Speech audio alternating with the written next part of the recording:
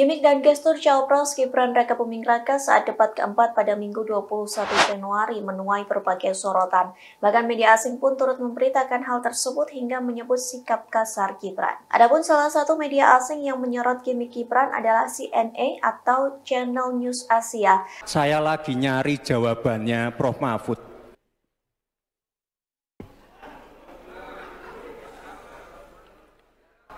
Ketika Gibran itu seolah-olah mencari sesuatu, itu katanya dia sedang mencari etika yang hilang. Dia sedang mencari etika yang hilang. Enggak, tunggu. Ini tadi tidak saya jelaskan karena kan beliau kan seorang profesor. Ya itu kan kesannya melecehkan sekali ya menurut saya. Yang paling saya sayangkan adalah ada humiliation di situ. Ada penghinaan. Jika dia mengatakan, Prof, saya pikir Anda seorang profesor kan. Ini kan humiliation. Artinya gini loh, berusaha mendowngrade Pak Mahfud selevel Gibran. Yang saya salut kepada Pak Mahfud adalah kesabarannya. Untungnya makom Pak Mahfud udah beyond gitu loh. Dia berusaha bersabar sehingga akhirnya dia daripada dia terlibat dalam satu perdebatan-perdebatan yang tidak substantif, akhirnya dia menolak. Dan oleh sebab itu saya kembalikan saja ke moderator. Ini tidak layak dijawab pertanyaan kayak gini. Tidak ada ini jawabannya. Terima kasih. Cukup buat Pak Mahfud? Masih ada waktu Bapak? Saya kembalikan. Cukup ya?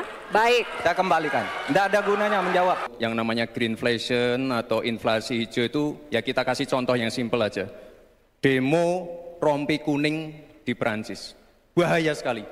Gibran itu sendiri nggak ngerti apa itu greenflation itu sendiri karena penjelasan dia mengenai orange rompi ya, rompi orange yang rompi kuning di Paris. Itu setiap hari Sabtu mogok di Paris di dekat istana itu ya.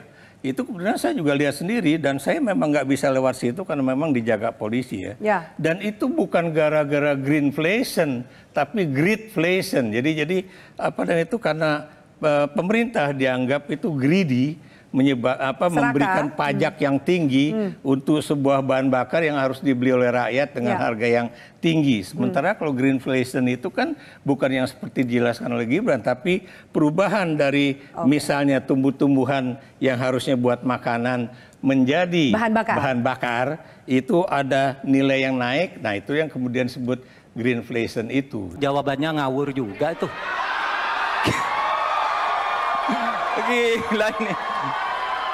Ngarang-ngarang ndak karuan mengkaitkan dengan sesuatu yang tidak ada, gitu ya. Kita jangan memberikan narasi-narasi yang menakutkan kepada warga. Intinya adalah program-program yang sudah berjalan sekarang. Nomor 1 dan nomor 3 ini kan kompak. Food estate gagal. Saya tegaskan sekali lagi, Pak. Memang ada yang gagal, tapi ada yang berhasil juga yang sudah panen.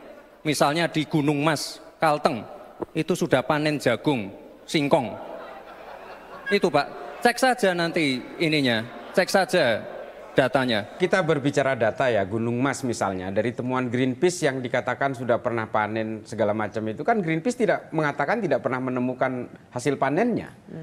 Itu yang pertama, itu berbicara tentang real datanya, seperti yang dikatakan oleh Gibran. Dan kalau kemudian punya kegelisahan yang sama di antara dua paslon 1 dan 03 ini, cawapresnya, kemudian mengungkapkan fakta bahwa kenyataannya kita memang masih mau impor beras 3 juta ton dari India dan juga dari satu lagi dari mana ya, dari Vietnam kalau tidak salah ya. Nah ini akan gimana kita dianggap kita menakut-nakuti, wong ini faktanya kok. Food estate-nya dibangun di sini, tapi yang panen justru di India. Kan ini kan kocak ini namanya. Walhi ini sudah 43 tahun di Indonesia. Proyek food estate-nya Soeharto dulu, Walhi menolak. Proyek lahan gambut 1 juta hektar. Kenapa kita menolak? Sebenarnya proyek itu untuk apa? Ketahanan pangan nasional? Justru itu menghancurkan ketahanan pangan. Lahan gambut itu dia sumber 77 jenis sumber pangan. Nilai ekonominya itu 2 kali lipat dari sawit. Kalau food estate itu dilakukan kajian secara akademik dan secara objektif, maka keputusan untuk merubah wilayah itu menjadi food estate itu tidak akan diambil. Saya melakukan penelitian sendiri. Dari awal kita sudah menolak. Itu langkah keliru. Kalau dia untuk memenuhi kedaulatan pangan, dia sudah menghancurkan kedaulatan pangan. Kalau dia untuk memenuhi kesejahteraan rakyat dan kedaulatan rakyat atas tanah, dia sudah merampas tanah rakyat. Kalau dia untuk melindungi peradaban Indonesia, dia sudah menghancurkan peradaban Indonesia. Harus dihentikan? Itu harus dihentikan, dan pemerintahnya harus minta maaf kepada masyarakat adat. Karena itu menghancurkan kultur dan peradaban masyarakat adat. Kenapa saya katakan menghancurkan? Karena kita berbeda, bahasa kita 400 lebih. Itu karena ekosistemnya berbeda. Artinya bahasa daerah itu melekat kepada biodiversity dan ekosistemnya.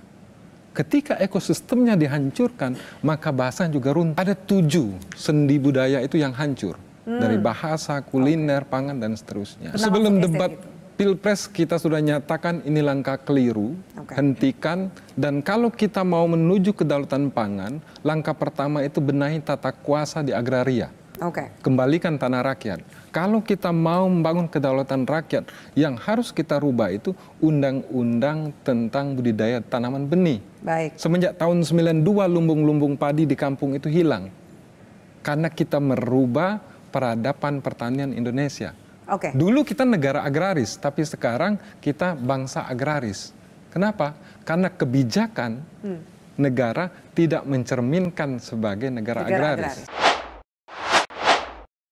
Sejumlah media asing menyoroti pernyataan hingga gimmick calon wakil presiden atau cawapres nomor urut 2, Gibran Raka Buming Raka, dalam debat keempat pemilihan presiden atau Pilpres Indonesia Minggu 21 Januari. Media Singapura Channel News Asia atau CNA menuliskan sikap Gibran yang songong terhadap lawannya dalam debat sukses membuat suaranya merosot. Dalam artikel berjudul "Then in Public Hype Over Indonesia FP, Kandidat Gibran After Roots, Gesture Again Opens in Live Debate", CNA mewartakan bahwa warganet RI tak senang dengan sikap Gibran kala mendebat cawapres nomor urut 3 Mahfud MD. Gibran saat itu bertanya kepada Mahfud mengenai strategi untuk mengatasi greenflation. Greenflation adalah kondisi inflasi akibat kenaikan harga bahan mentah dan energi buntut transisi hijau. Mahfud pun menjawab bahwa greenflation berhubungan dengan ekonomi hijau di mana sebuah proses pemanfaatan produk ekonomi dengan didaur ulang bukan dibuat baru. Jadi bukan barang itu dibiarkan untuk mengganggu ekologi, kata Mahfud. Sambil berpura-pura mencari sesuatu, Gibran membalas Mahfud dengan berujar, "Saya lagi nyari jawaban Prof. Mahfud. Saya nyari-nyari di mana ini jawabannya. Kok nggak ketemu jawabannya?"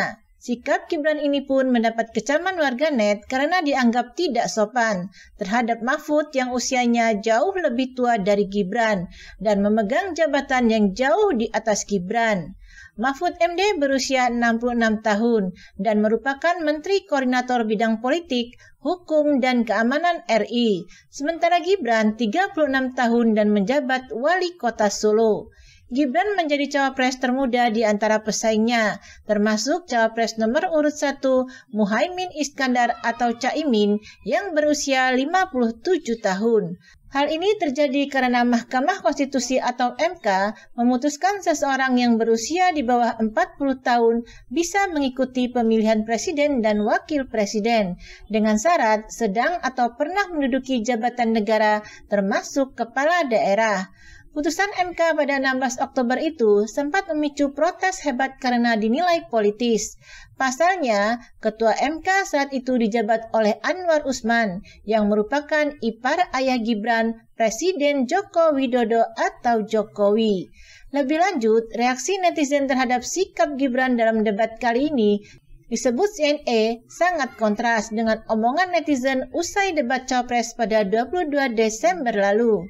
Kala itu, Gibran meraup sentimen positif karena dinilai mampu berdebat dengan penuh bobot, berbeda dengan citra yang dia gambarkan selama ini. Pengguna X mengkritik Gibran karena berusaha terlalu keras untuk menjadi savage selama debat. Warganet dilaporkan mengatakan bahwa Gibran gagal dan justru terlihat songong. Bahasa gaul Indonesia untuk sikap kasar, baik savage dan songong, kemudian muncul sebagai trending topik di X, tulis CNA Senin 22 Januari.